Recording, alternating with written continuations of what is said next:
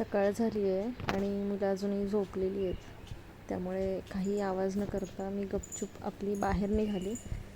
थंड वातावरण आहे, बाहेर पाऊस पडला आत्ताच थांबला आहे, म्हणजे थोडा वेळ झालं. म्हणून मग जरा बाहेरचं वातावरण पाहायला गॅलरीमध्ये गेली. छान वातावरण झालं होतं, थंड प्रसन्न, सकाळी सकाळी मस्त वाटतं. अगदी पक्ष्यांचा चिवचिवाट येत होता, पण छान वाटत होतं.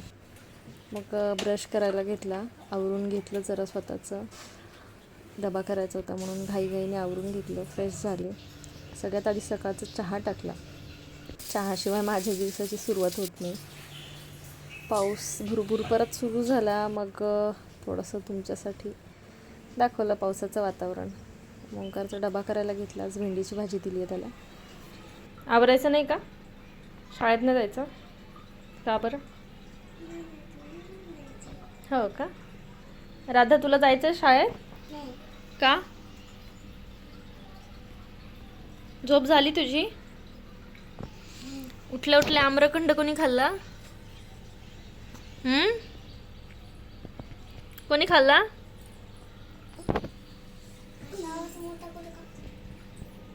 कर. सोसायटीत जरा काम चालू आहे भिंतीचं, त्यामुळे आज JCB आणि ट्रक आलाय सोसायटीत.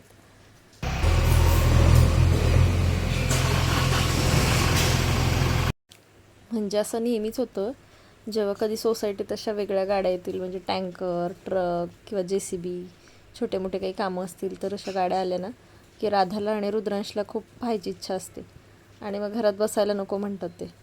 जोवर त्यांना खाली घेऊन येत नाही तोवर त्यांचा चालूच असतो पाडा, मला खाली जायचं म्हणून.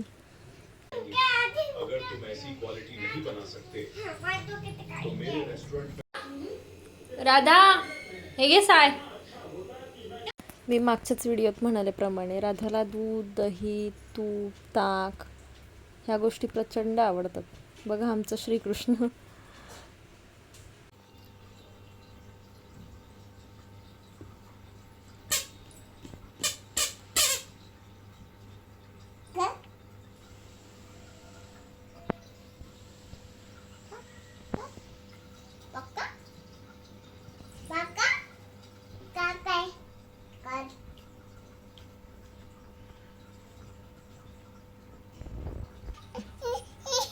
काय झालं?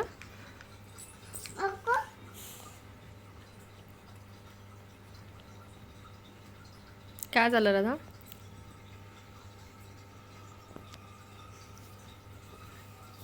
आता राधाला कळलं की तू व्हिडिओ काढते.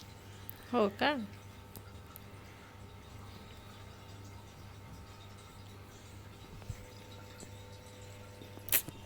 गणपती बसायला अजून महिनाभर अवकाश असला तरी आज आम्ही गणपती बसवलाय, ती वीणा सोंडेचा. आशीर्वाद घ्यायला नक्की या. जय करू का? गणपती बाप्पा बघा आमचे कसे शांत बसलेत. अच्छा, आशीर्वाद देताय का? आशीर्वाद देताय? हसून दाखवा, हसून दाखवा एकदा. काल संध्याकाळी ना बाहेर गेले होते, तर येताना ना कोथिंबीरच्या जुड्या दिसल्या. कोरडी होती कोथिंबीर म्हणून 4-5 जुड्या घेऊन आले मुलांना कोथिंबीर वड्या करायला. सगळ्यांनाच आवडतात आमच्या घरात कोथिंबीरच्या वड्या, पण मुलांसाठी स्पेशल. ह्या पद्धतीने वड्या केल्या ना अगदी खमंग, खुसखुशीत आणि ठिसूळ होतात वड्या. मुलांना तर प्रचंड आवडतात. छान अशा दणदण वाफेत उकडू दिल्या वड्या, त्याने ना वड्यांना ठिसूळपणा येतो आणि आत कच्च्या राहत नाही. वड्या उकडल्यानंतर त्या थंड करायला ठेवल्या. गार झाल्यावर छान काप होतात त्याचे. मग थंड झाल्यानंतर खुसखुशीत आणि खमंग अशा तळल्या. बघा किती सुंदर दिसत आहेत ना वड्या, रंगही किती छान आला आणि ठिसूळपणाही आहे खूप. तुम्ही करून बघा पावसात असा खमंग बेत, खूप छान लागतो, टेस्टी लागतो. भेटूया पुढच्या ब्लॉगमध्ये. तोपर्यंत श्री स्वामी समर्थ.